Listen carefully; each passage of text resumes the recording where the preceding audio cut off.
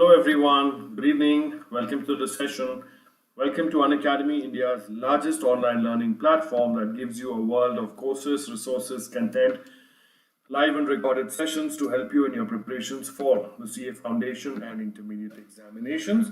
And also I'd like to welcome you to Crack CA Exams with us, which is the vertical and channel of Unacademy that caters to the students of CA Foundation and intermediate in their journey and pursuit of preparation for the CA Foundation and intermediate examinations by providing top educators, quality content, and overall a great learning experience. So come, let's crack CA exams with Unacademy, India's largest online learning platform. Welcome to the session today. Let's move on. Before I proceed, I would like to introduce the speaker in brief. Hello, I'm Prathik Gupta. I am a Bachelor of Commerce from Christ College, Bangalore University. I am an associate member of the Institute of Chartered Accountants of India, an associate member of the Institute of Cost Accountants of India, an associate member of the Institute of Company Secretaries of India, and also a law graduate from Karnataka State Law University.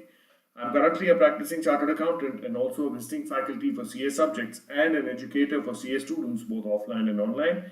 Prior to starting on my own, I worked with S.R. Bartley Boy & Associates, that is the Indian member firm of Ernst & Young Global in the Audit and Assurance Department. Then I went on to work with Ernst & Young India in the Mergers and Acquisitions Department. And then finally I went on to work with the Manipal Group in Bangalore as the corporate controller of their Indian entity as well as their German subsidiary located in Frankfurt, Germany. And it was only after I got back from Frankfurt that I decided to start something on my own. And that gave me an opportunity to become an educator, which in turn has given me this opportunity to be able to take this session for you young, fine and bright CA aspirants. Thank you so much for giving me this opportunity and I hope you find my session useful. Anytime during the session, in case you have any questions, queries, observations or discussions to be made, please do not hesitate to drop in a line and I will be more than happy to take up the matter for problem solving or discussion purposes, as the case may be, as soon as possible. I'd also like to draw your attention to the spelling of my name, which is Prathik Gupta, Prathik. It's Prathik with an H, Gupta.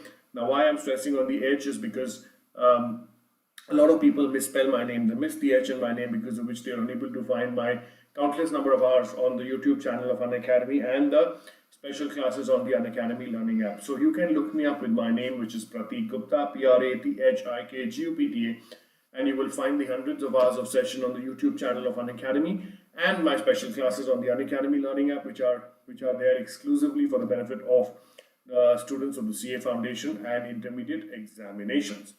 Alright, so let's proceed.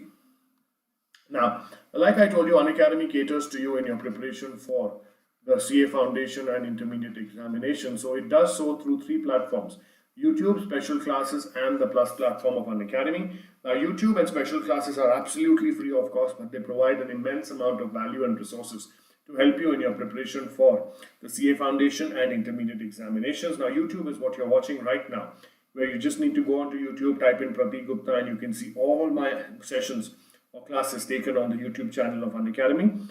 And special classes are available on an app known as the Unacademy Learning App, more about which I will tell you further. Now let's talk about the Plus platform of Unacademy. The Plus platform of Unacademy is a premium platform of Unacademy that is a payment-based subscription model and which has various subscription packages for the various examinations. More about the subscription packages in the following slides, but in this slide I would like to tell you about why I recommend and encourage you to become part of the Plus platform of Unacademy. Now, the first reason why I recommend and encourage you to become part of the Plus platform of Unacademy is because of the daily live classes it conducts, where you get to chat with your educator, engage in discussions, ask your doubts and answer polls. All this while the class is going on. Yes, you heard it right. All this while the class is going on. The next reason why I recommend and encourage you to become part of the Plus platform of Unacademy is because of the live tests and quizzes it conducts on a day-to-day basis and a regular basis, which help to evaluate your preparation with our regular mock tests and quizzes and get a detailed analysis of your performance. The third reason why I recommend and encourage you to become part of the Plus platform of Unacademy is because of the structured courses, as all our courses are structured in line with your exam syllabus to help you best prepare for it. And lastly and most importantly, the reason why I recommend and encourage you to become part of the Plus platform of Unacademy is because of the unlimited access it provides, where one subscription gets you access to all the live and recorded courses to watch from the comfort of any of your devices. So keeping all these advantages in mind, among many others, I strongly recommend and encourage you to become part of the Plus platform of Unacademy as soon as possible in order to accelerate and enhance your preparation for the CA Foundation and intermediate examinations. Moving on. Now, in the previous slide, you heard me say live and recorded sessions, which means live and recorded Plus courses and live and recorded special classes. So if you're wondering where those are available, let me tell you that all those live and recorded special classes and live and recorded Plus courses are available on an app known as the Unacademy Learning App. So for those of you who have downloaded the Unacademy Learning App and are using it, I thank you very much. For those of you who have not yet downloaded and are using the Unacademy Learning App, I request you to go to the Play Store on your mobile phones, download the Unacademy Learning App, install the Unacademy Learning App on your phones, put in your mobile number where you will get an OTP, and using that OTP you can register on the Unacademy Learning App. It is as simple as this, with no lengthy or complicated procedures. Now you might ask me, okay, now you've downloaded, installed and registered on the Unacademy Learning App, so what next? So let me tell you that the Unacademy Learning App gives you access to all the live and recorded special classes that Unacademy has to offer to you to help you in your preparation for the CA Foundation and the intermediate examination. And not only this, the Unacademy Learning App gives you access to all the live and recorded Plus courses that Unacademy has to offer to you in order to accelerate and enhance your preparation for the CA Foundation and intermediate examinations. Keeping these points in mind, I request you to download and install the Unacademy Learning App on your phones.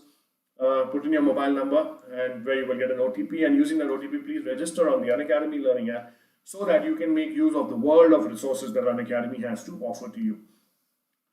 Now, this is an important slide. Like I told you, the Plus platform of Unacademy is the premium platform of Unacademy, which is a payment-based subscription model and which has various subscription packages. So accordingly, the CA Foundation and the intermediate subscription packages provided by the Plus platform of Unacademy are as follows. The packages provided are for 1 month, 3 months, 6 months, 12 months and 24 months. The 1 month package will cost you rupees 3,500. The 3 months package will cost you rupees 8,750. The 6 months package will cost you rupees 14,000. The 12 months package will cost you rupees 17,500, and the 24 months package will cost you rupees 21,000. Now please remember, all these are the listed price of your packages. So before you make the payment for the package of your choice, please do not forget to use the code Prathik to get an instant discount of 10%. I repeat, please do not forget to use the code Prathik to get an instant discount of 10% on the above listed price. So the after discount price of the various packages are as follows. The 1 month package will cost you rupees 3,150. The 3 month package will cost you rupees 7,875. The 6 months package will cost you rupees 12,600. The 12 months package will cost you rupees 15,750. And the 24 months package will cost you rupees 18,900. So you see, immediately you're getting a savings of 10% when you use my code Prathik.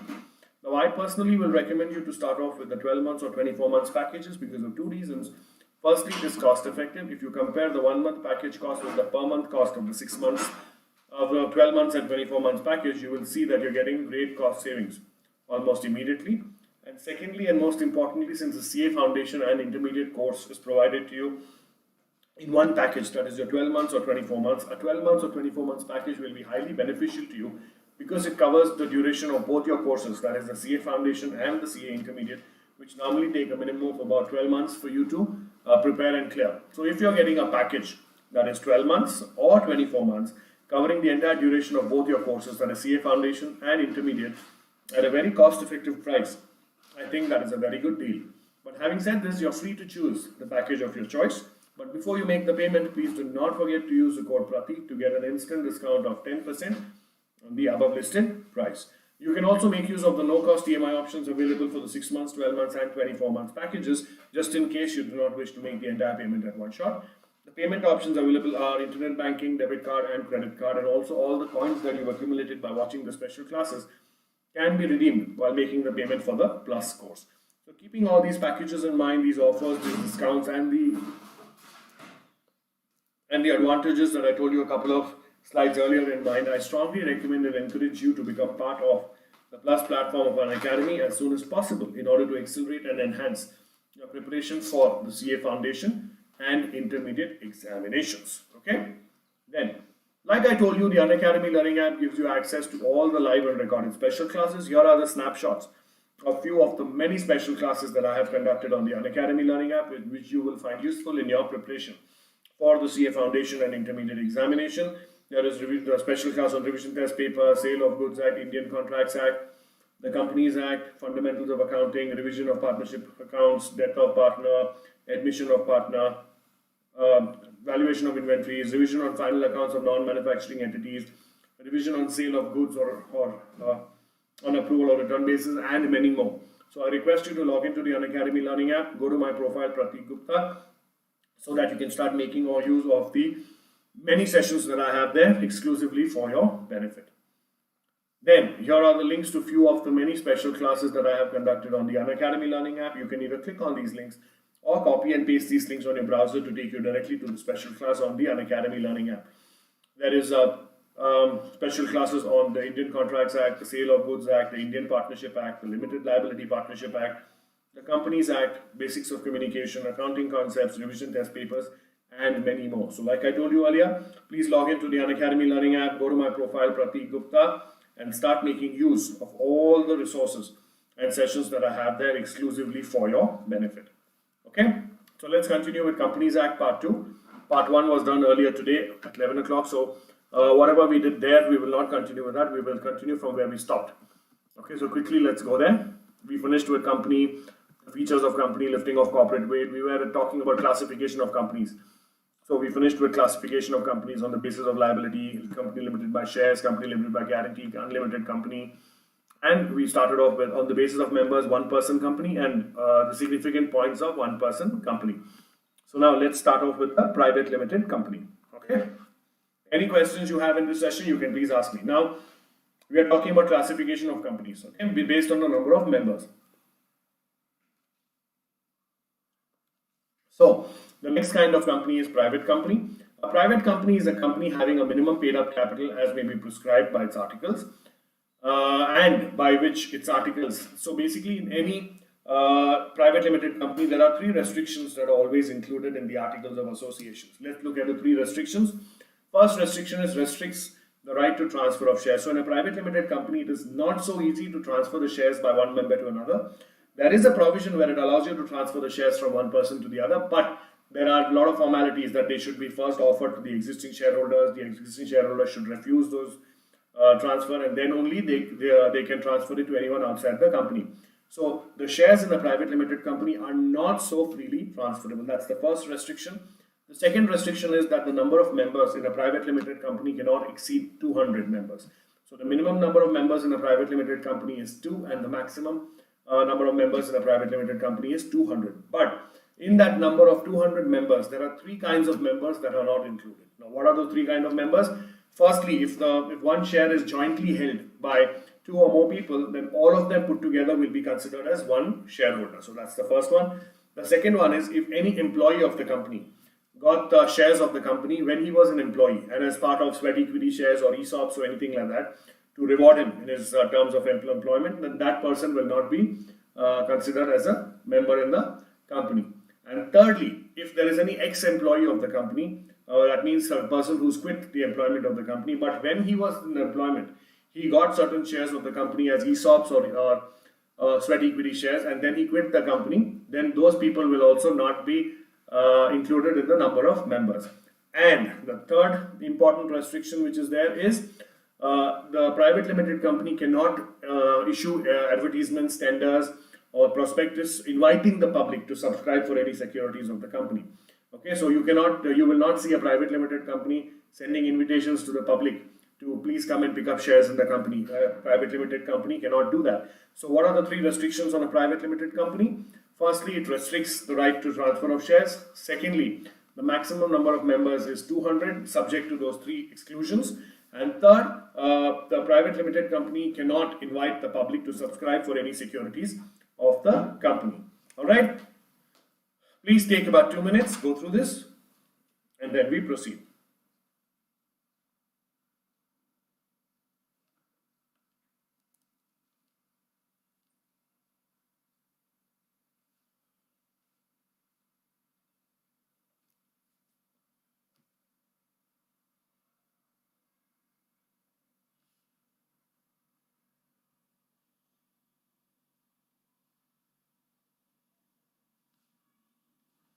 Any questions? Please ask me.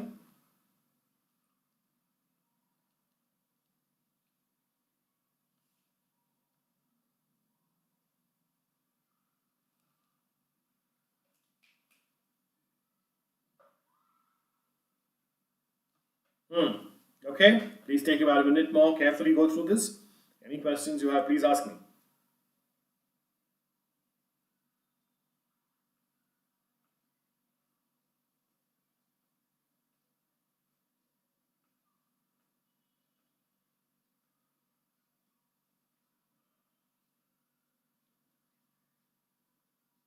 Take another minute.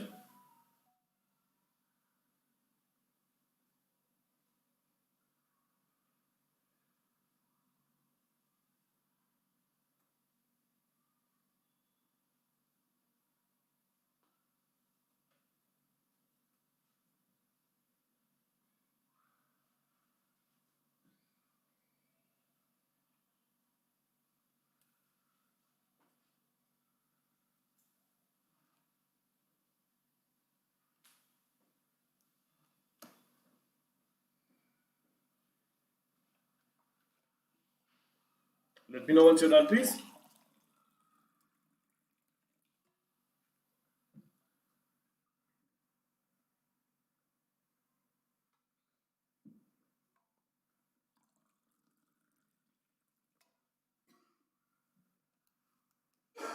Are we done?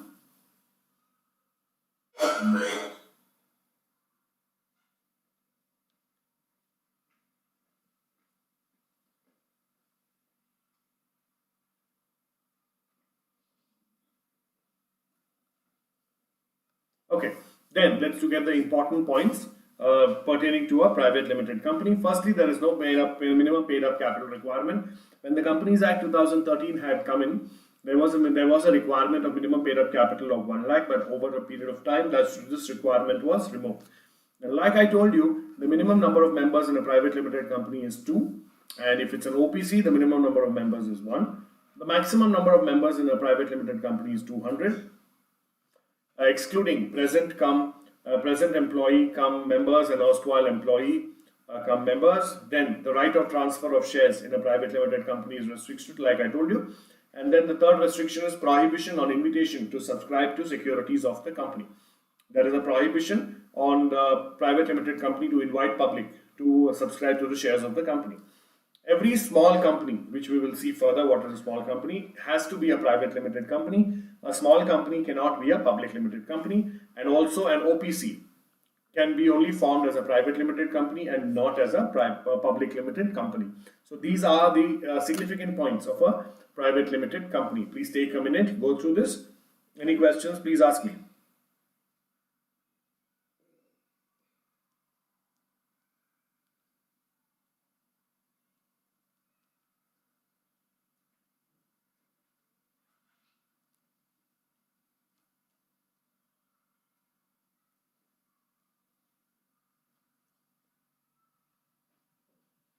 Please take a couple of minutes, go through this carefully.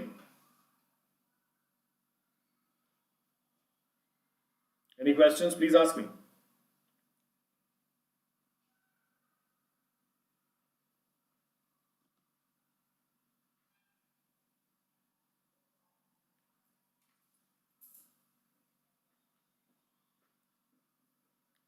Okay, take another minute, then we proceed.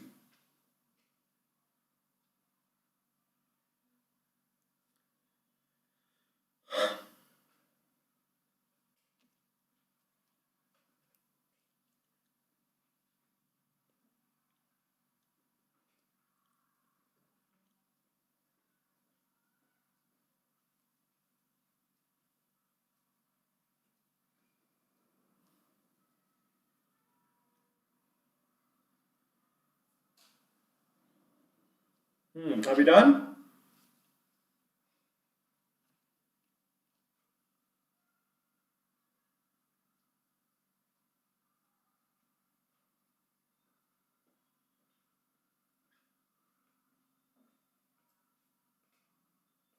All right, let's proceed.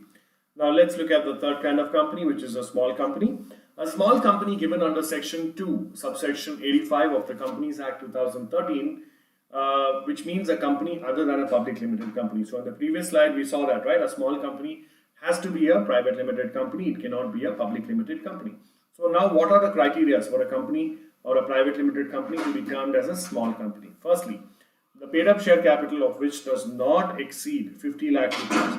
So it is not greater than 50 lakh rupees or such higher amounts as may be prescribed, which shall not be more than 5 crore rupees. So the first criteria is the paid up share capital of the company shall not be more than 50 lakh rupees or such higher amount as may be prescribed, which shall not be more than 5 crore rupees. And the second criteria is the turnover or the sales of the company as per the last profit and loss account does not exceed 2 crore rupees. So that means the sales or turnover as per the last profit or loss is not more than 2 CR or such higher amounts as may be prescribed, which shall not be more than 20 crore rupees. So the two criteria for a private limited company to be termed as a small company is, firstly, the paid up share capital should not be more than 50 lakh rupees, and secondly, the turnover of the company as per the last profit and loss account shall not exceed rupees 2 crores. So if both these conditions are met, then a company will be termed as a small company. Now, what are the exceptions? This section, that is section 2, subsection 85, shall not apply to a holding company or a subsidiary company, a company registered under section 8. Now, normally companies registered under section 8 are charitable companies. So this small companies concept does not apply to charitable companies which are registered under section 8. A company or body corporate governed by any special act, like your insurance company, banking company, electricity company, those companies can also not be small companies. So these points what you see on top, this one and this one, do not apply to a holding or subsidiary company, a company registered under section 8, and a company or body corporate governed by a special act. Okay, it does not apply. Are we clear? Then significant points. Small company significant points. A small company always has to be a private limited company, like we saw. Paid up capital should not be more than 50 lakhs, and the turnover should not be more than 200 lakhs. 200 lakhs is 2 crores. Okay, please take 2 minutes. Go through this. Any questions, please ask me.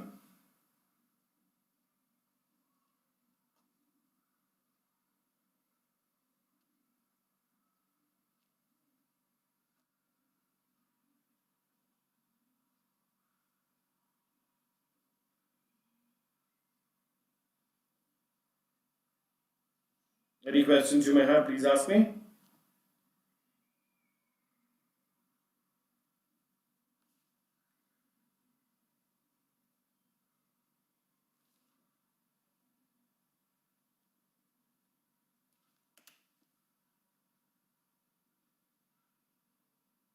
Are we done?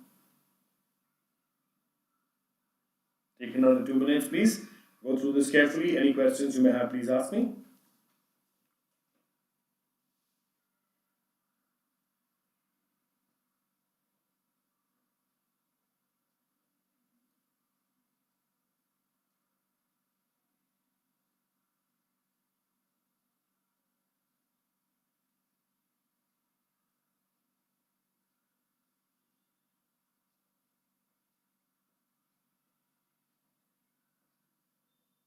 Let me know once you're done, please.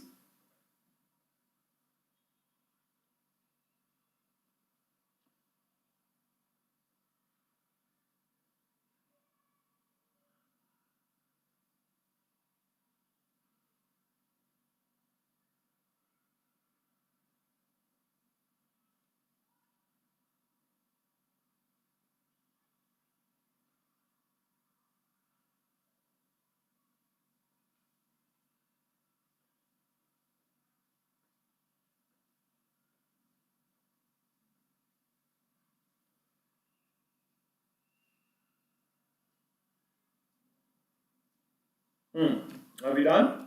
Take another minute.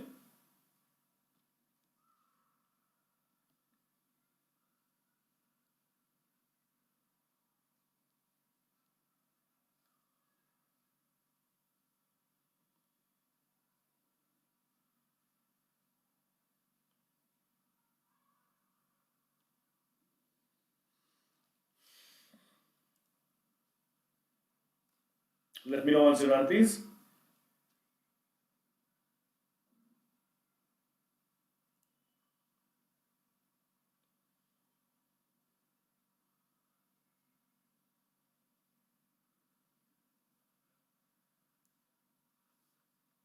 Okay, then let's look at an important one, that is a public company. So a public company means a company which is not a private limited company. And when is a company not a private limited company? When it does not have those three restrictions. Okay, those three restrictions. Now, what are those three restrictions? Three restrictions as to transferability of shares, restrictions as to maximum number of members, and restriction as to prohibition on invitation to the public to subscribe for the shares. So, if the articles of association of a private limited company is amended to remove those three restrictions, then obviously it becomes a public limited company, because a public limited company can freely transfer shares, can have more than 200 members, and can also invite public to subscribe for the shares. Has a minimum paid up capital as may be prescribed. So initially when the Companies Act came in, the minimum paid up capital for public companies was 5 lakhs, but over a period of time that was removed as well. So provided that a company which is a subsidiary of a company not being a private company shall deem to be a public company for the purpose of this act, even where such subsidiary company continues to be a private company in its article. So let's say there is a public limited company and it has a subsidiary. Subsidiary means anyone who owns 51% or more of the share capital of that company. Then let's say A is a public company and A has a subsidiary called B. Now B is a private limited company. Okay, so it is very much possible. So just because the holding company, A is the holding company, this is the subsidiary company, is a public company, then the subsidiary company will also be treated as a public limited company, even though it may still continue to be a private limited company. So let's read that again. So provided that a company which is a subsidiary of a company, that is A, not being a private limited company, so A is a public company, deemed to be a public company for the purpose of this act, even where such subsidiary company continues to be a private company in its articles. Okay, so here in this example we see B is a private limited company, but it is a subsidiary of A, which is a public limited company. So B will be treated as a public limited company. So now what are the significant points of public limited company? Now again, it is not a private limited company because the articles have removed those three restrictions. The shares are freely transferable. That means the members of a public limited company can freely transfer their shares from one person to the other without any restrictions. There is no minimum capital requirement. Like I told you earlier, when the Companies Act came in, it was there, but later it was removed. The minimum number of members in a public limited company is 7, whereas the minimum number of members in a private limited company were 2. The maximum number of members in a public limited company is unlimited, but the maximum number of members in a private limited company were 200. So here there is no limit. And subsidiary of a public limited company is deemed to be a public limited company, which is this what I just explained. Okay. According to the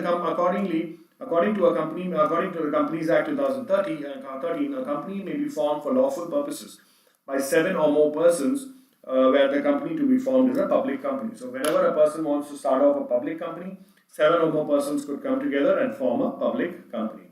Please take 2 minutes, go through this. Any questions you may have, please ask me.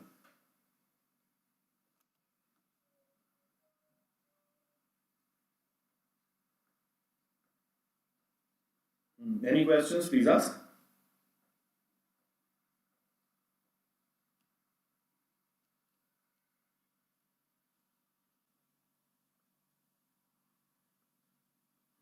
Take another minute, please.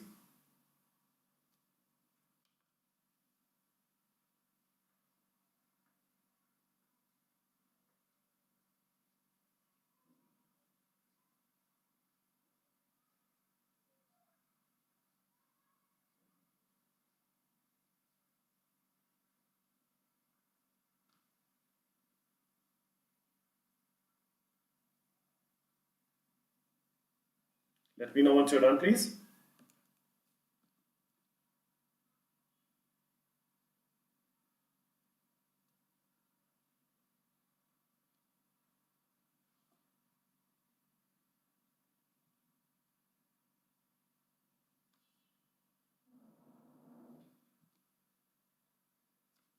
Are we done?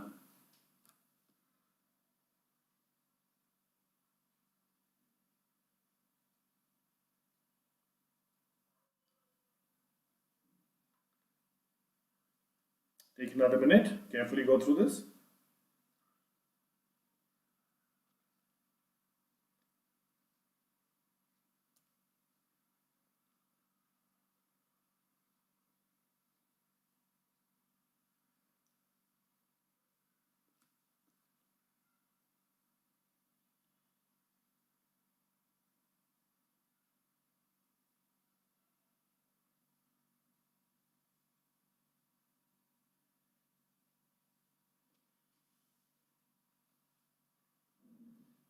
Let me know once you're done.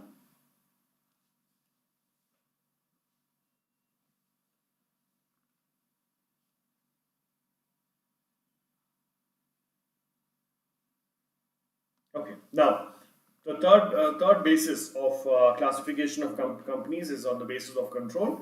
First is holding company and subsidiary company. So basically, there is nothing called as I want to start a holding company or I want to start a subsidiary company. It's a relative term. If 51% of the shares or more of the shares or by a company are held by another company, then the company that holds the 51% or more of the shares becomes the holding company, and the company whose 51% or more shares are held by the other company becomes a subsidiary company.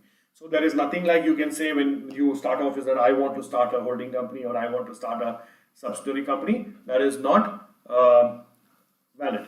So basically, a company is a holding company in relation to one other more companies, means a company of which the companies are subsidiary companies. For the purpose of this clause, the expression company includes any body corporate, whereas subsidiary company in relation to any other company, that is to say the holding company, means a company in which the holding company controls the composition of the board of directors or exercises or controls more than half of the total share capital at its own or together with one or more of its subsidiary. So basically there are two conditions here. If one company controls the board of directors of the other or has 51% or more of the share capital of the other company, then that company is said to be the holding company, and the other company is said to be the subsidiary company of that holding company. Provided that such class or classes of holding companies as may be prescribed shall not have layers of subsidiaries beyond such numbers as may be prescribed. Okay, so that's the whole definition of holding companies. It's a relative term. Please take 2 minutes, go through this. Any questions, please ask.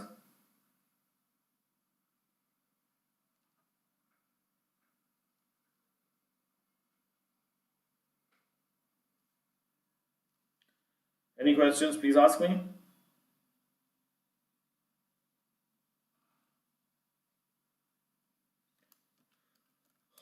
Please take a couple of minutes, carefully go through this.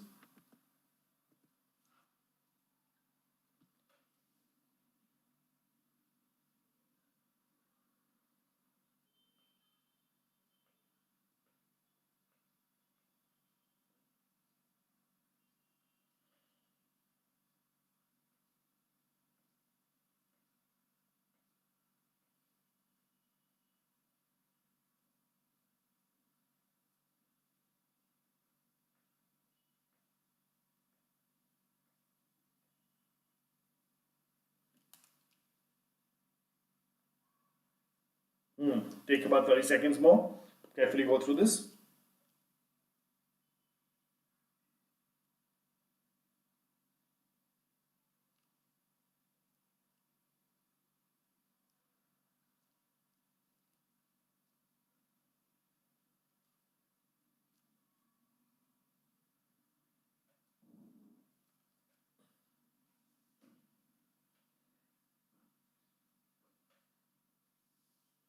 Are we done? Okay, let's move on. Now then we look at on the basis of control, access to capital. On the basis of access to capital, there is two types of companies. One is listed company and unlisted company. A listed company is simply any public company, public limited company that is listed on any recognized stock exchange in India. Then it becomes a listed company, and a public company or any company which is not listed on a recognized stock exchange in India becomes an unlisted company. Then we have other companies. Other companies is government company. So government company simply means where the share capital, 51% or more of the share capital of the company is jointly is held by the state government, any of the state governments, the central government, or partly by the state government and partly by any of the central government, partly by the central government and any of the state governments, then it becomes a government company. So I repeat, a government company is a company in which 51% or more of the share capital is either held by the central government or one or more state governments, or jointly by the central government and one or more state governments. Then that company is known as a government company. Okay, I've already explained this to you. What is there on the slide? Please take 2 minutes, go through this. Any question, please ask me.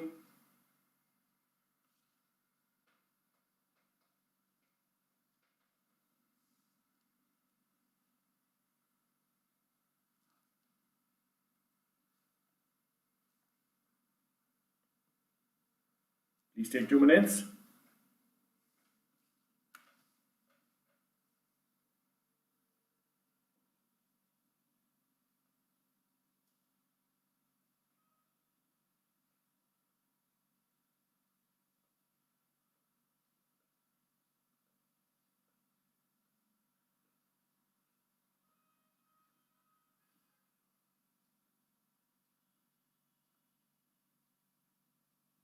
Hmm.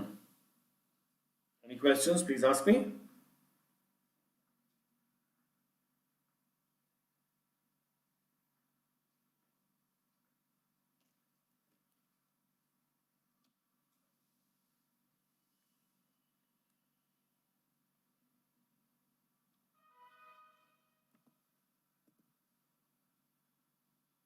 Are we done?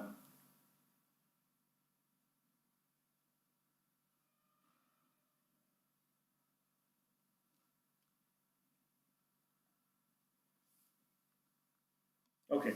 Then we have a foreign company. It means any company or body corporate incorporated outside India which has a place of business in India, whether by itself or through an agent, physically or through electronic mode, and conducts any business activity in India. So a foreign company is basically any company that is incorporated outside India, but it has a place of business in India, either through an office or through an agent, either physically or through electronic mode, and it actually does business activity in India in any manner. Then we have an important type of company, the company formation of companies with charitable objects. These are known as Section 8 companies. Section 8 of the Companies Act 2013 deals with the formation of companies which are formed to promote the charitable objects of commerce, art, science, sports, education, research, social welfare, religion, charity, protection of environment, etc. So basically, if you read the causes, these are all charitable. What are the causes? The objects of commerce, art, science, sports, education, research, social welfare, religion, charity, protection of environment, etc. Such company intend to apply its profits. So whatever profits such kind of companies, which are charitable companies, earn, they apply its profit to promoting its objects, which are all these. Okay, which are all these, and prohibiting the payment of any dividend to its members. So basically, these companies are not allowed to pay any dividend to its members. And in addition to this, they're being registered as Section 8 companies. Before that, they need to take an approval or a license from the central government, where the central government gives them various terms and conditions and gives them the license, and only then a Section 8 company can be incorporated. The examples of Section 8 companies are FICCI, ASSOCHAM, National Sports Club of India, CII, etc. Okay, so these are about Section 8 companies. Please go through this. Any questions, please ask me.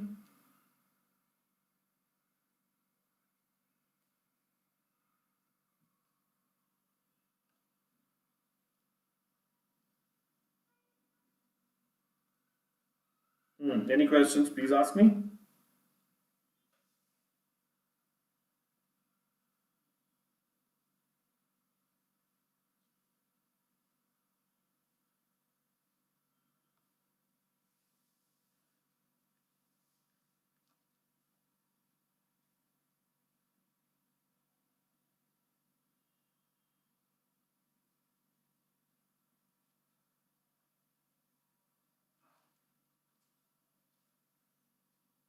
Any questions you may have, please ask me.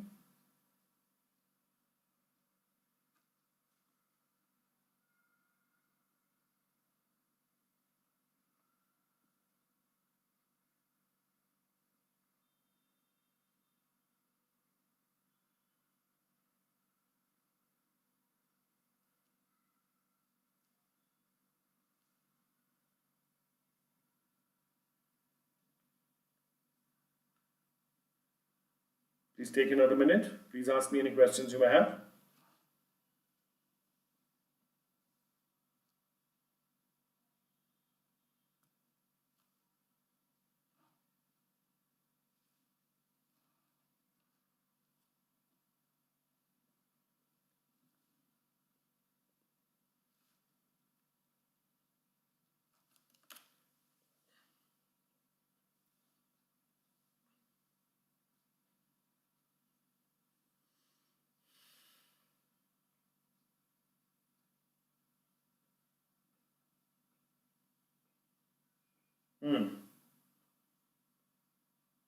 Let me know once you're done. Take another minute.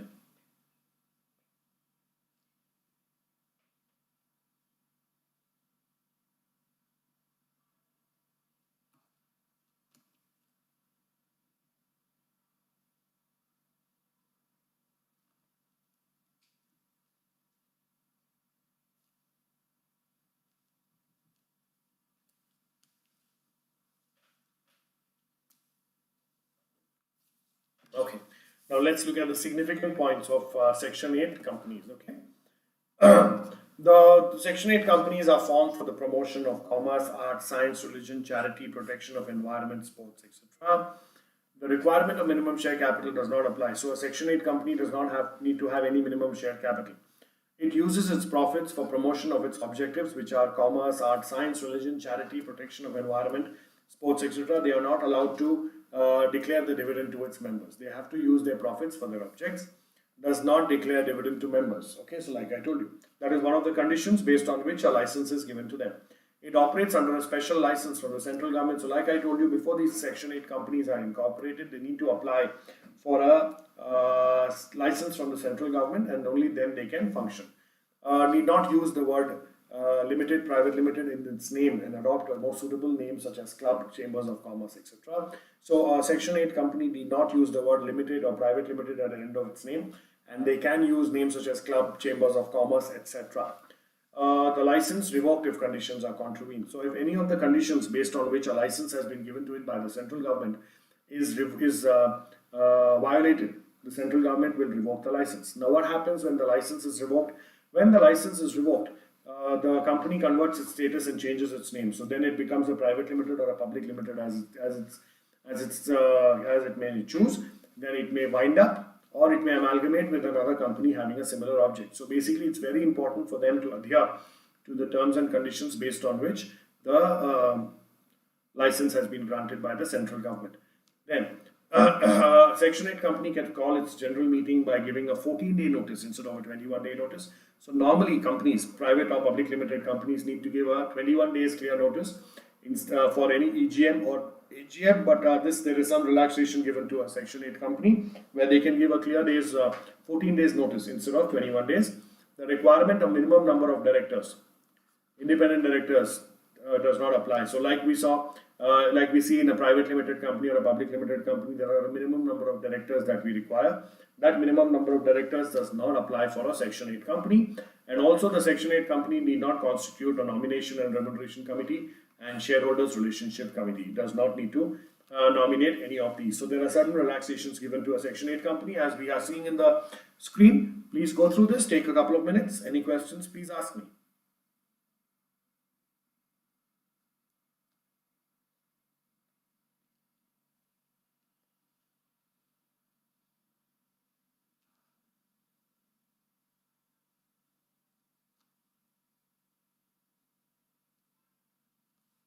Any questions you may have, please ask me.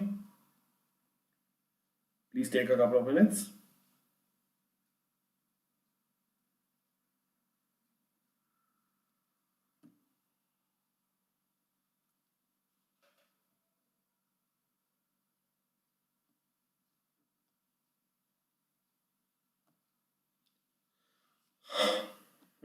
Let me know once you're done, please.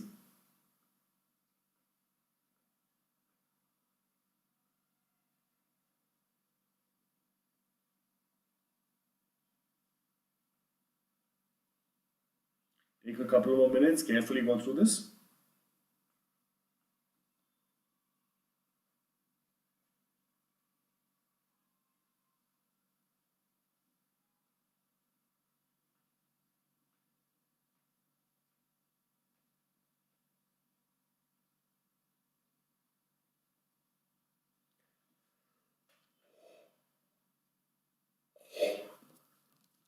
Any questions, please ask.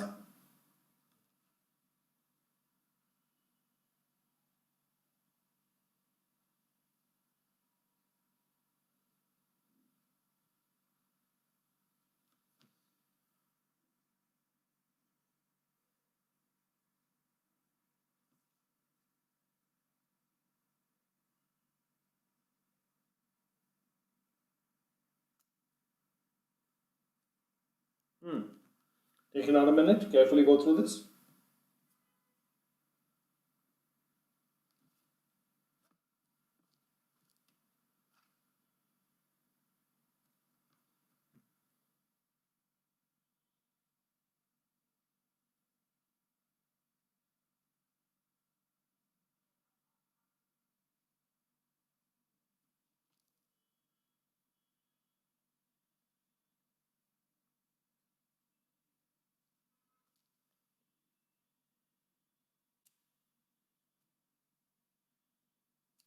Let me know once you're done.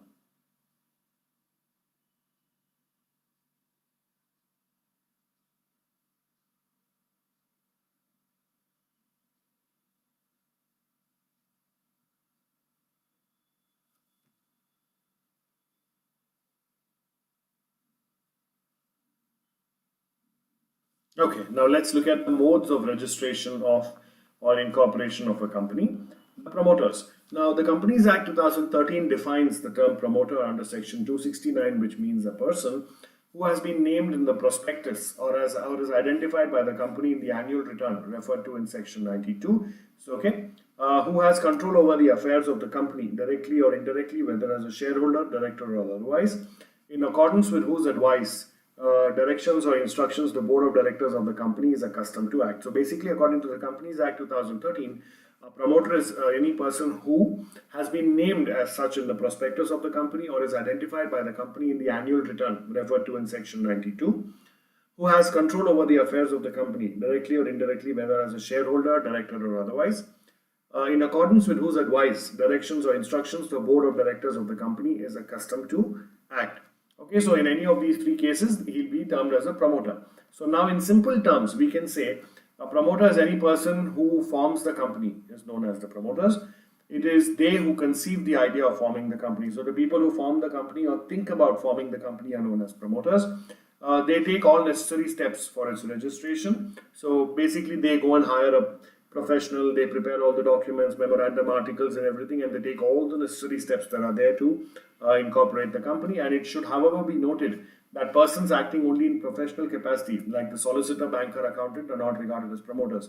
So even chartered accountants and company secretaries who are involved with the incorporation or registration of a company, they are only acting in their professional capacity. So they will not be termed as promoters. Okay, please take 2 minutes, go through this. Any questions, please ask me.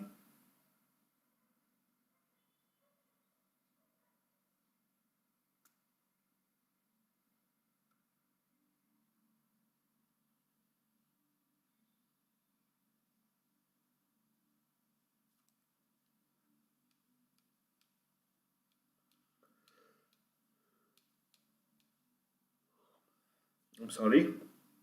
Please take a couple of minutes, go through this. Any questions, please ask me.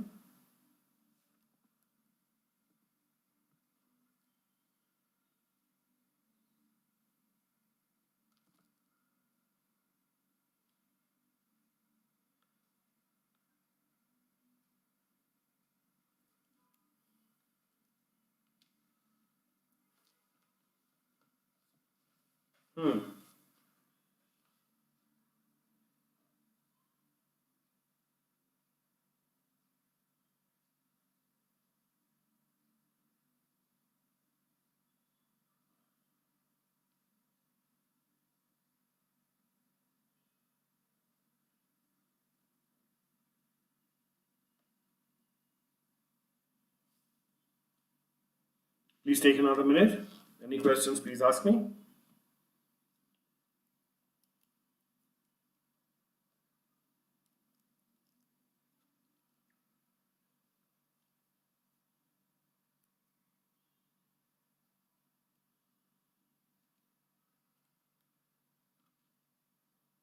Okay, now formation of a company. The Companies Act 2013 deals with the basic requirement with respect to a constitution of a company. In the case of a public company, any 7 or more persons can form a company for any lawful purpose by subscribing their names to the memorandum and complying with the requirements of this act in respect to registration. Okay, so basically what it means, any person who are desirous of starting a public limited company can 7 or more people can come together and form a public limited company for any lawful purpose by subscribing their names to the memorandum and complying with the requirements of this act in respect to the registration. Similarly, if anyone wants to start a private limited company, then 2 or more persons can come together and form a private limited company. And in case it is a one-person company, then one person can come forward and start a one-person company for carrying on any lawful purpose in India. All right, please take 2 minutes, go through this. Any question, please ask me.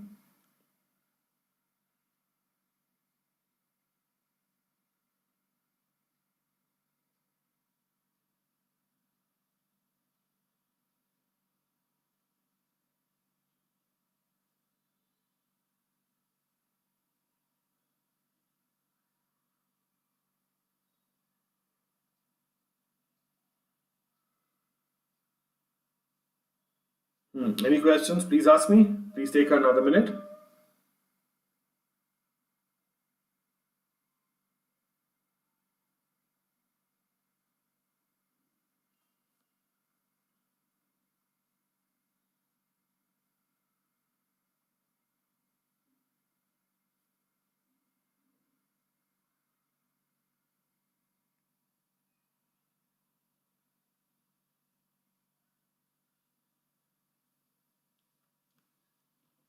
Any questions? Please ask me.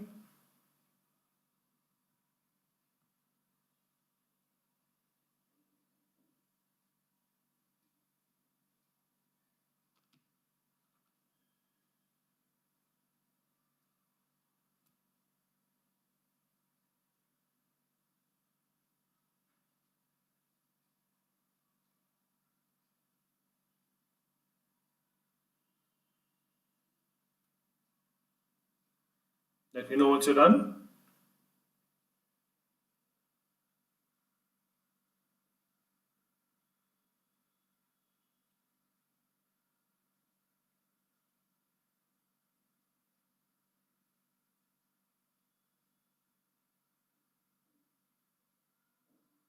Okay, now incorporation of a company.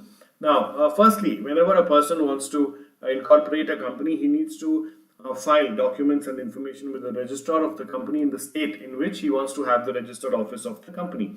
Okay, now there are a lot of documents in the Companies Act 2013. The documents, declarations, affidavits have increased, which are required for you to incorporate the company. Basically, you require documents like whoever are the directors. So let's take the example of a private limited company where two or more directors, two or more members want to start the private limited company. So you should have all their documents like their PAN card, Aadhaar card, residential address proof, bank statement, latest one showing their current residential proof, the photographs, DIN numbers, email ID, mobile number, and everything for both the directors. Then you should also have proof for your registered office. That means you should have a registered office address proof like your rental agreement, or if it's your own, you need to have some government proof that that property belongs to any of the directors and is being used by the company. Okay, once all these documents are ready, there are a lot of affidavits and declarations that need to be done as well. When all of them are ready, you need to upload it, fill in certain forms, upload it, and submit it to the ROC for review. Then along with all this, there is also a declaration that needs to be given by the people who are acting as directors in the company or members in the company, that all the requirements as per the Companies Act 2013 have been duly done, and also any professional, the certification by a professional, it could be a chartered accountant, an advocate, a cost accountant, or company secretary in practice. We should also give a declaration and signing saying that all the requirements of the Companies Act 2013 with respect to the registration of the company and matters precedent or incidental thereto have been complied with. Okay, so once all these documents and everything are given to the ROC takes its time, about 3-4 days, checks the name of the company, whether it's available, whether it's matching with any company, or whether it's matching with any other copyrighted or patented names or anything. And if everything is, if he finds any discrepancy, he will send it back and he'll give you about 15 days for you to respond. And in case everything is found okay, the ROC will approve it and register the company. Okay, please take 2 minutes, go through this. Any questions, please ask.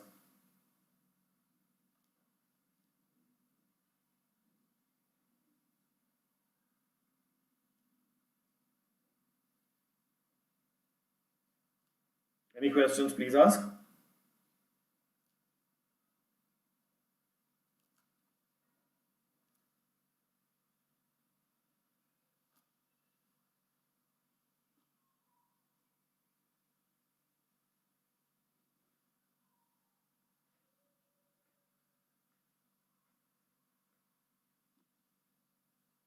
Any questions, please ask me. Take another minute.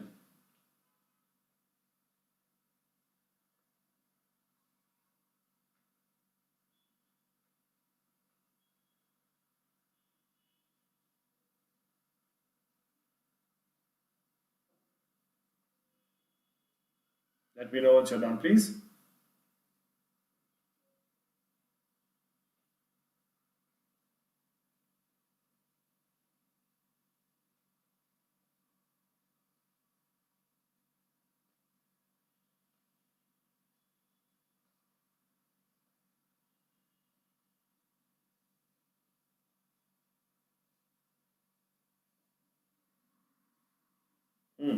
Please take another minute.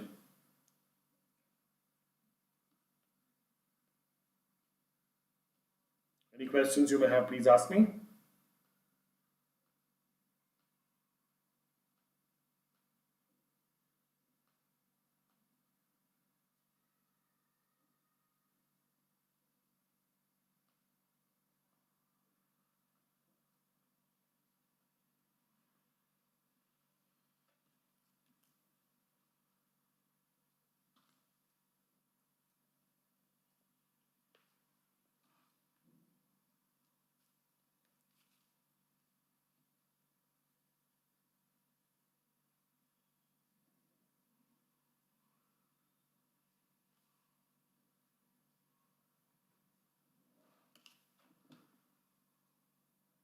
All right, let's proceed. Now, issue of certificate of incorporation. So once, like I told you, all these documents, declarations, affidavits, everything are submitted to the ROC, and if the ROC means Registrar of Companies, if he finds them all okay, he shall approve it, and on approval, he shall issue a certificate of incorporation on registration of the company. The registrar, on the basis of documents and information filed, shall register all the documents and information in the register and issue a certificate of incorporation in the prescribed form to the effect that proposed company is incorporated under this act. Okay, so once the certificate of incorporation is issued, it is a proof that all the requirements under the act have been complied with. Then, along with the issue of the certificate of incorporation, he shall also allot a corporate identity number, that is also known as SIN, on and from the date mentioned in the certificate of incorporation. The registrar shall allot to the company a corporate identity number, which shall be a distinct identity for the company and which shall also be included in the certificate. So, your certificate of incorporation also will include this CIN, the corporate identity number. Then the company, basically all the documents that the company has submitted for incorporation to the registrar of companies should always maintain and preserve at its registered office all the documents and information as originally filed till it is dissolved under the act. So until the company actually dissolves, whatever documents the company filed with the registrar of companies at the time of incorporation of the company, those documents should be kept with the company at its registered office. Now, in case any director or any professional gives a false, incorrect information or suppression of material fact at the time of incorporation, if any person furnishes any false or incorrect particulars or any information or suppresses any material information of which he is aware in any documents filed with the registrar in relation to the registration of the company, he shall be liable for fraud under section 447. So basically, if any of the directors or the professionals give a false certification or they give false documents and other things, then they shall be responsible for fraud under section 447 of the Act. Okay, please take a couple of minutes, go through this. Any questions, please ask.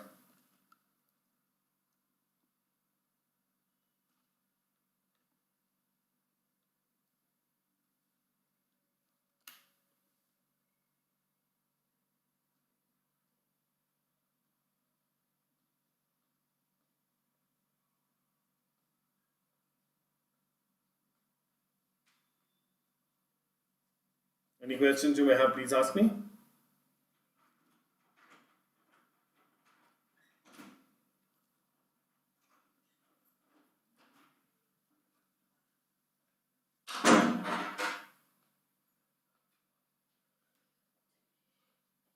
Please take a couple of minutes.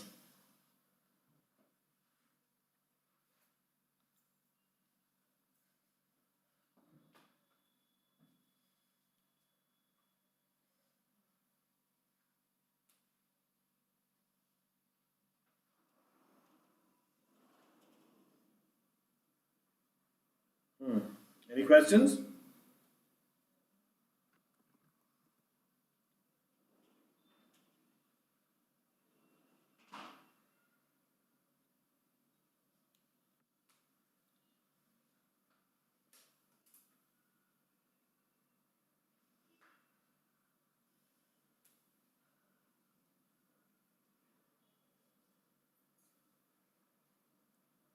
Take another minute, go through this carefully.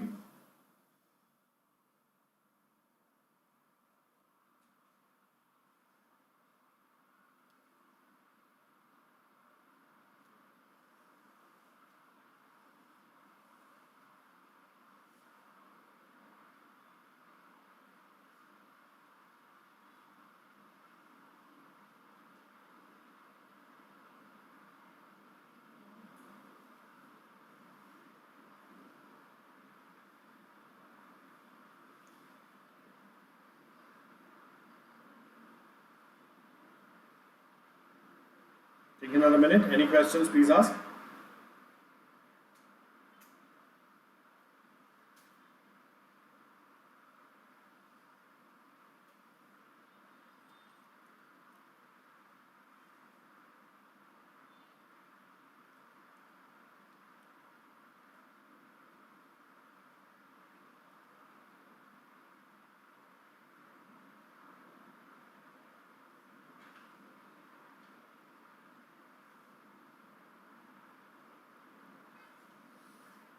Okay, now let's look at classification of capital. The term capital has a variety of meanings. It means one thing to economists, another to accountants, and still another to businessmen and lawyers.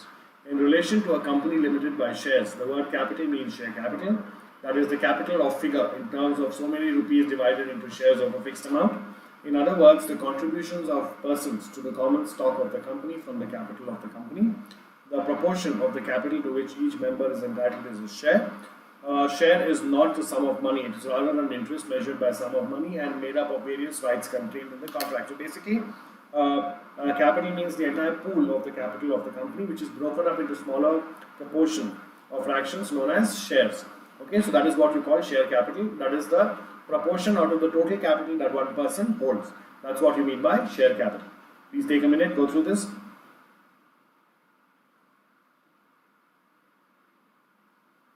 Any questions, please ask.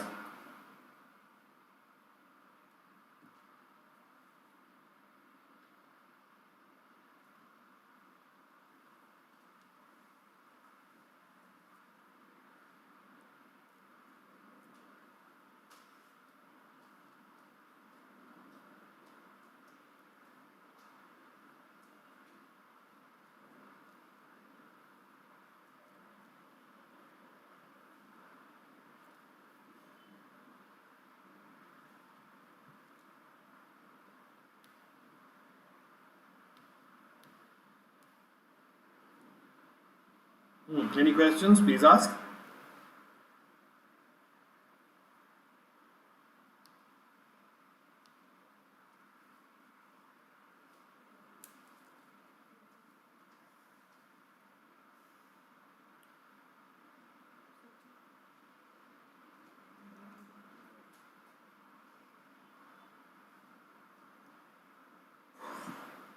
Okay, now let's look at in the domain of company law, the term capital is used in the following cases. Okay, so now following ways you can define capital. First is nominated or authorized capital. So please remember that what do you mean by nominated or authorized capital? This is some capital that you need to decide at the time of incorporation of the company and which appears in your memorandum of association. Okay. Now authorized capital means the maximum amount of capital that you can raise from your members. You cannot raise any capital more than that from your members, but you do not need to worry. It is not a fixed amount. If at the time of incorporation of your company you have made an authorized capital of say 10 lakhs and you have raised 10 lakhs from your members, it does not mean you can never raise any more capital from your members. The easy solution to that is increase your authorized capital by paying some stamp duty and fees to the central government through the MCA, and then you can raise further capital from the members. So whenever you try to raise capital or whatever, there is a fees that you need to pay to the MCA. So an authorized or registered capital means the maximum amount of capital that you can raise through your members. So for the purpose of this section, let's take the authorized capital as 10,000 shares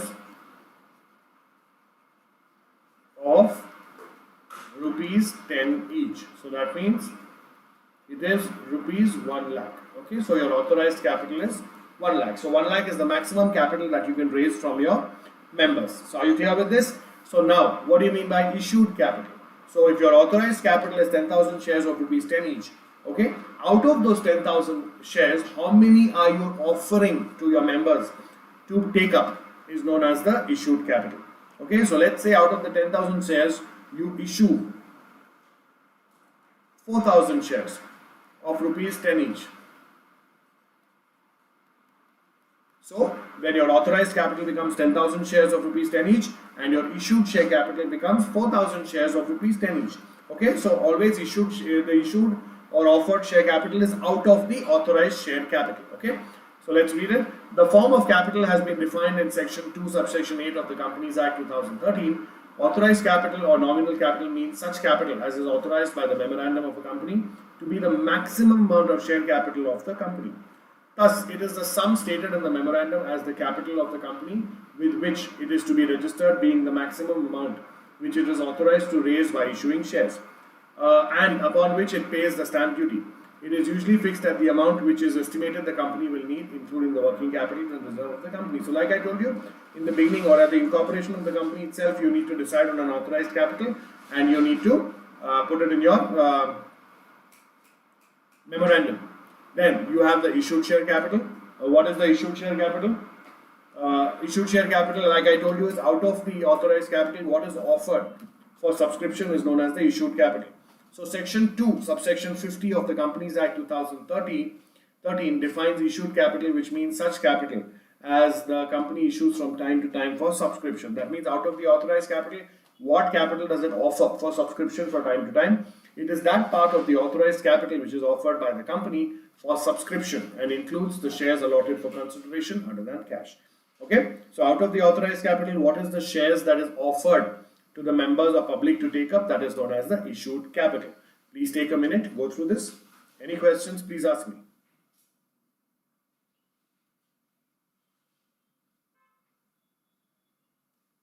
Any questions, please ask. Take a minute, please. Let me know once you're done.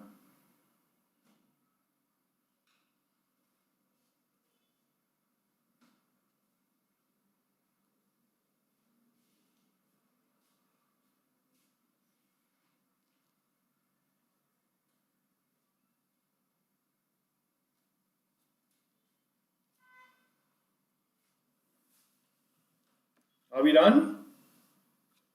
Take about 30 seconds more, then we continue.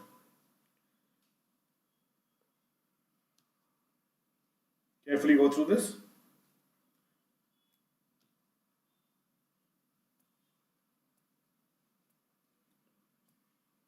Let me know once you're done.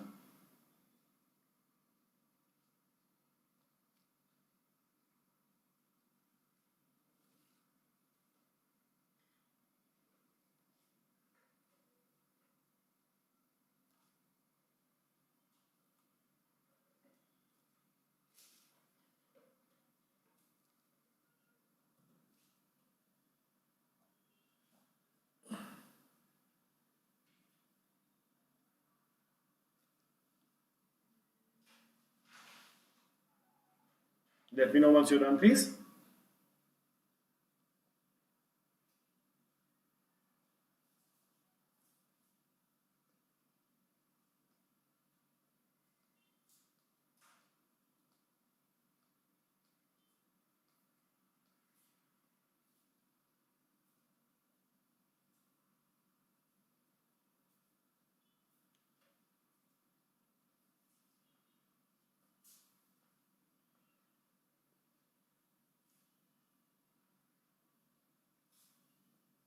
Are we done?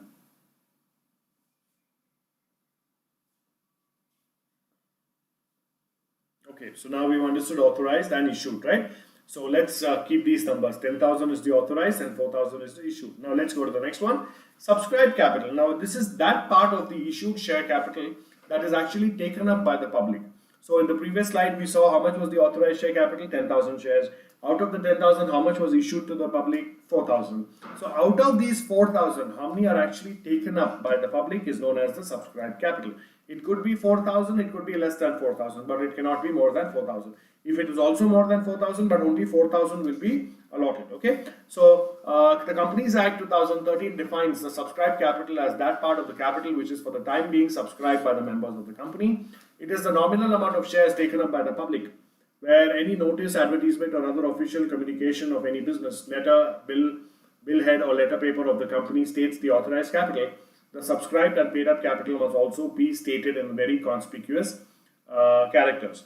A default in this regard will make the company and every officer who is in default liable to pay penalty exceeding rupees 10,000, extending to rupees 10,000 and 5,000 respectively. So basically, like I told you, it's that part of the issued share capital that is actually taken up by the public, and any prospectus, advertisement or anything of the company that gives the authorized share capital, at the same part they need to even display the issued and the paid up share capital of the company in equally bold letters or whatever letters they are using.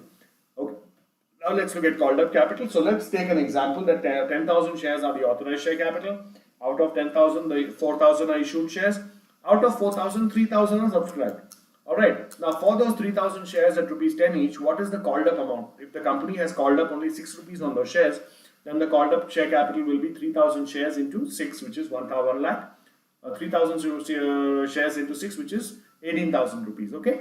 So the Companies Act 2013 defines called up capital as that part of the capital which has been called for payment. It is a total amount called upon the shares issued. Okay. So whatever shares have been issued, what is the amount called up on those shares? So the company says, okay, on these 3,000 shares, if you want the allotment, please pay 6 rupees per share. So that is the called up amount. Then out of the amount that is called up by the company, what is the amount that the gentleman pays is known as paid up capital. So the company asked for 6 rupees, but that person paid only 4 rupees. So then the paid up share capital becomes 3,000 shares into 4, 12,000, and the calls in arrears are 2 rupees into 3,000, that is 6,000 rupees. So that is how your capital is broken up. Authorized capital, issued capital, subscribed capital, called up capital, and paid up capital. Please take 2 minutes, go through this. Any questions, please ask.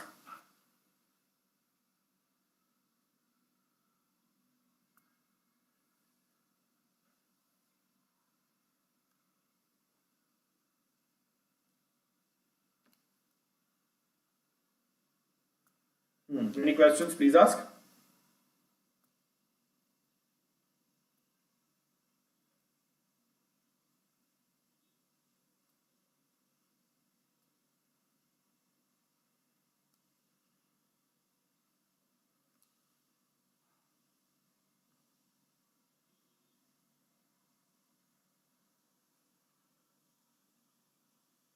Please take a couple of minutes, carefully go through this.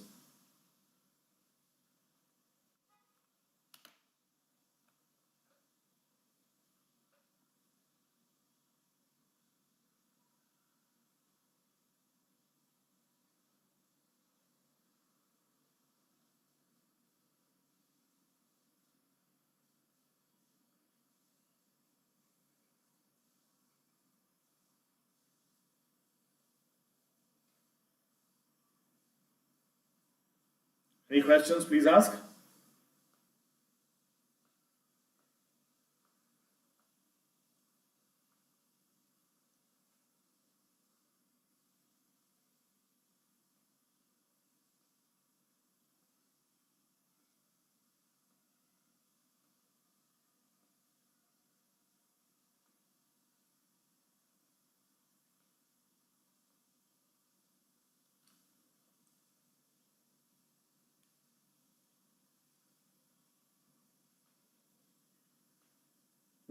Any questions?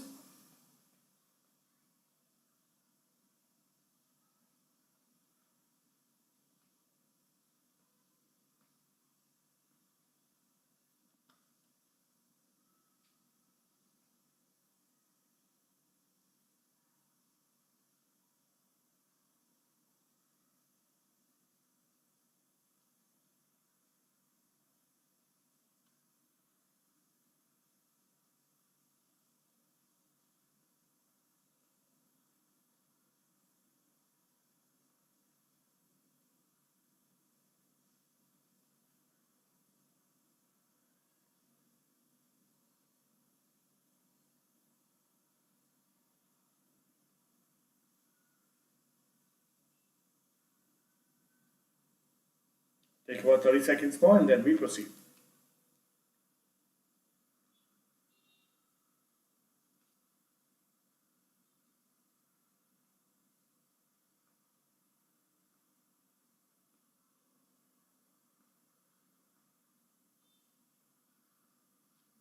Okay, let's proceed. Now let's look at the nature of shares. What are the shares of the company? The nature of shares. The Companies Act 2000 13 defines the term share, which means a share in the share capital of the company and includes stock. A share thus represents such proportion of the interest of the shareholders as the amount paid up thereon bears to the total capital payable to the company. It is a measure of the interest in the company's assets to which a person holding a share is entitled.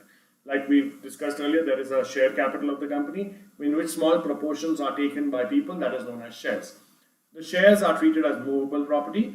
According to Section 44 of the Companies Act 2013, the shares or debentures or other interest of any member in a company shall be movable property, transferable in a manner provided by the articles of the company.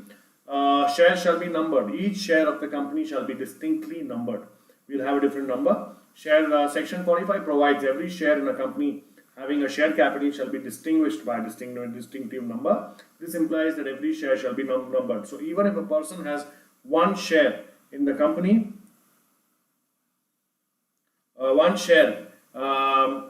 then he will get a share certificate for that particular share. Okay, so every share will be distinctly numbered. Please take 2 minutes, go through this.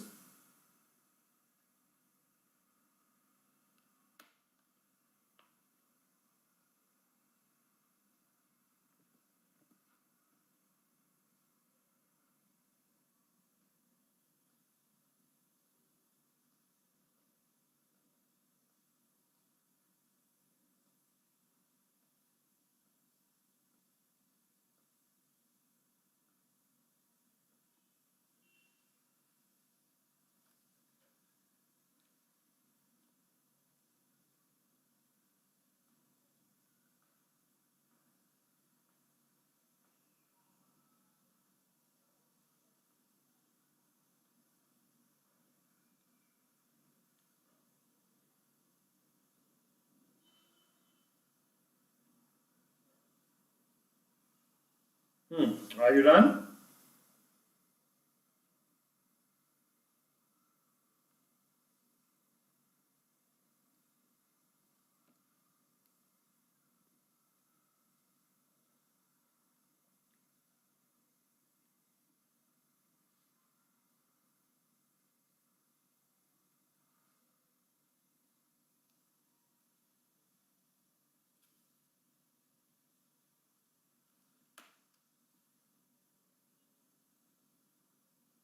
Okay, now let's talk about the kinds of share capital.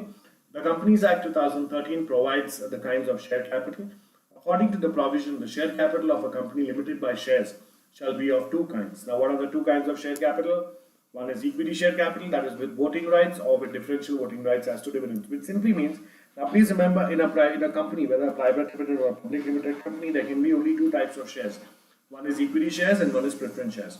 Now, preference shares are those shares which have a preference over the equity shares in terms of preference payment of preference dividend. That means the dividend to preference shareholders should be paid before the equity shareholders are paid, and also at the time of liquidation of the company, the capital of the preference shareholder should be first cleared, and then only the capital of the equity shareholder should be cleared. So that is because they carry that preference. They are known as preference shares. Now, what are equity shares? Now, equity shares are simply shares that are not preferential shares.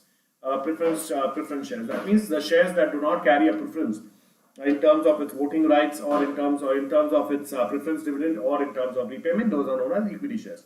Now, as per this slide, even equity share capital can be of two types, with voting rights or with differential voting rights. Normally, if the entire share capital of equity share capital of the company is 10,000 shares, and if any person holds 1,000 shares, he is said to be a 10% shareholder in the company with 10% voting rights.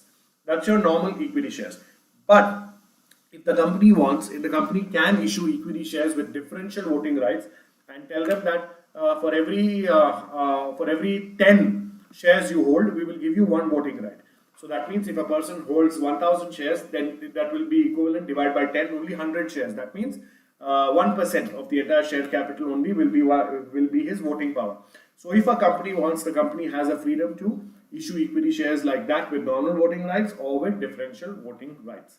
Okay, that's what this slide is all about. So, example is this to be noted that Tata Motors in 2008 introduced equity shares with differential voting rights called A equity shares in its rights issue. In this issue, every 10 A equity shares carried only one voting right but would get 5 percentage points more dividend than declared on each of the ordinary shares. Since A equity share did not carry any similar voting rights. It was being traded at a discount to other common shares having voting rights.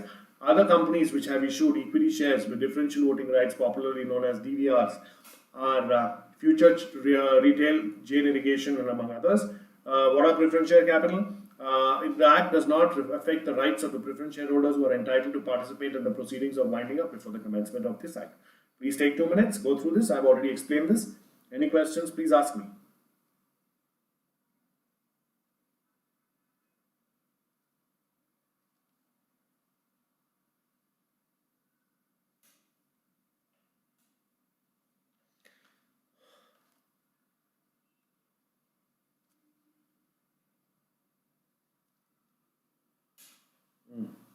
Any questions, please ask.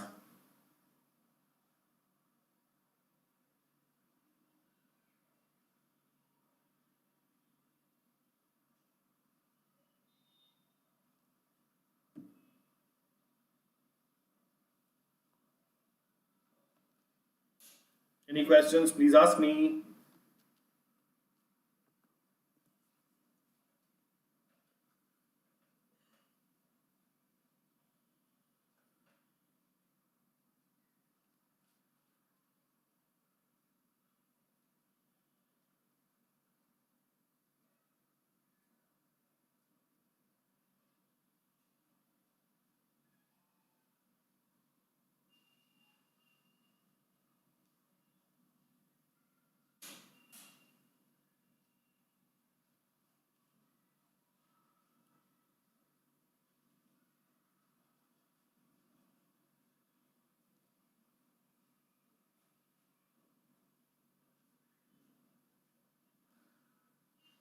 Any questions, please ask me.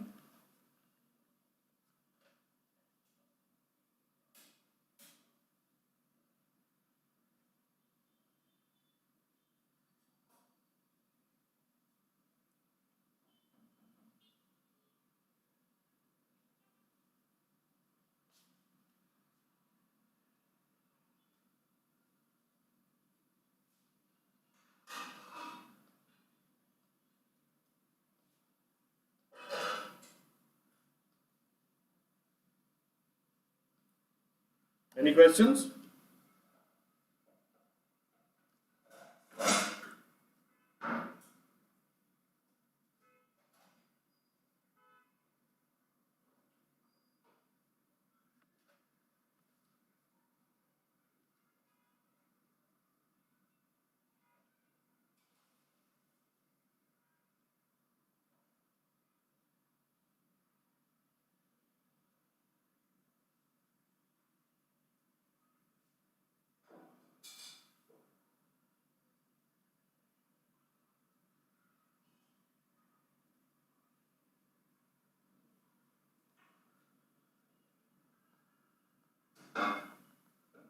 Are we done?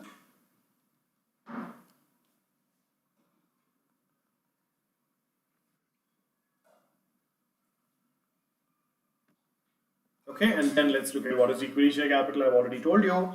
With reference to any company limited by shares, means all the share capital which is not a preference share capital. And what is preference share capital?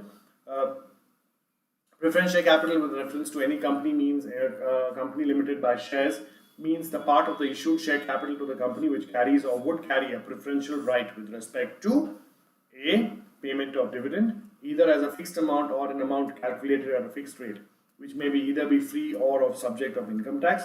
Okay, so the preference dividend will have to be paid before the equity dividend, and then the repayment. The repayment of the share capital in the case of winding up, or repayment of capital of the amount of the share capital paid up or deemed to have been paid up, whether or not there is a preferential right to the payment of any fixed premium or premium on any fixed scale specified in the memorandum or articles of the association of the company. So basically, any shares which carry a preference in two terms, which is the payment of dividend and repayment of capital, are known as preference shares, and any shares which do not carry the preference are known as equity shares. I've already explained this to you. Please take 2 minutes, go through this.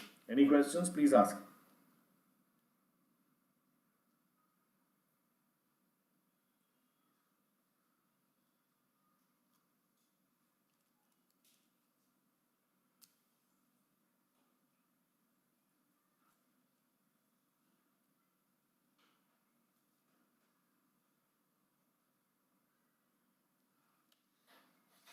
Please take a couple of minutes. Any questions, please ask me.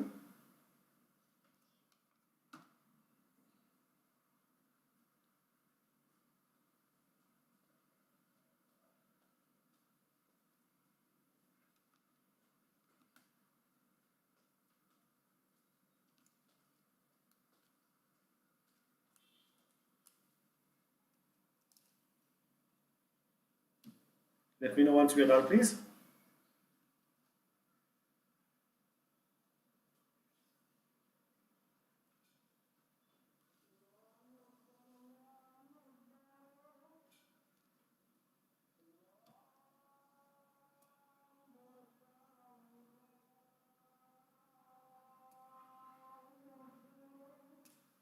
Take another minute.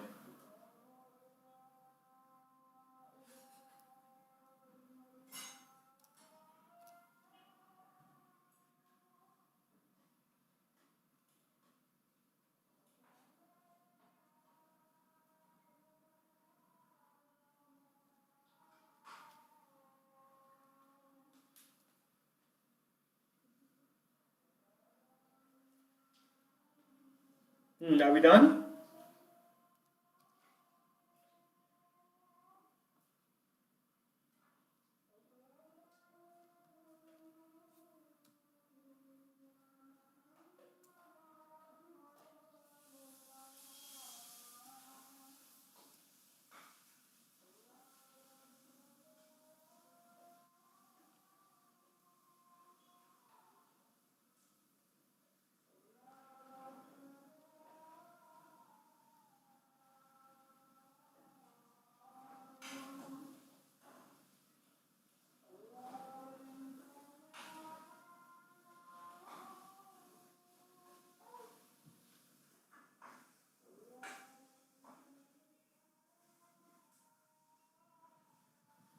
Take another minute, please. Please go through this. It's an important question from your exam point of view as well.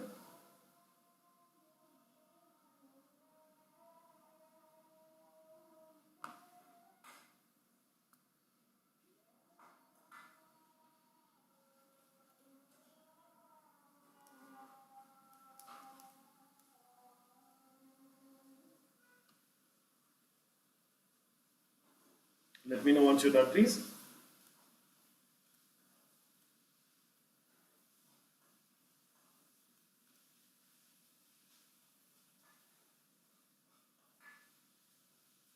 Okay, so in case you're done, we will be ending the session with this slide.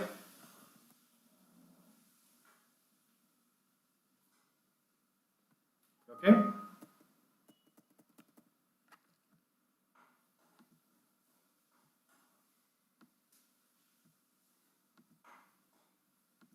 All right. So thank you so much for being a wonderful audience. Please do not forget to use the code Prathik to get an instant discount of 10% on your Plus subscription when you're making the Plus subscription. Just to give me a second. Okay, so please do not forget to use the code Prathik to get an instant discount of 10% on your Plus subscription. Thank you so much for being a wonderful audience. And come, let's crack CA exams with Unacademy, India's largest online learning platform that provides you a world of courses, resources, content, live and recorded sessions to help you in your preparation for the CA Foundation and Intermediate examinations by providing top educators, quality content, and overall a great learning experience. So come, let's crack CA exams with Unacademy. Thank you so much. Please go through my sessions. And in case you have any questions or queries after you go through them, you can always reach out to me. All right. Thank you so much. And I will see you again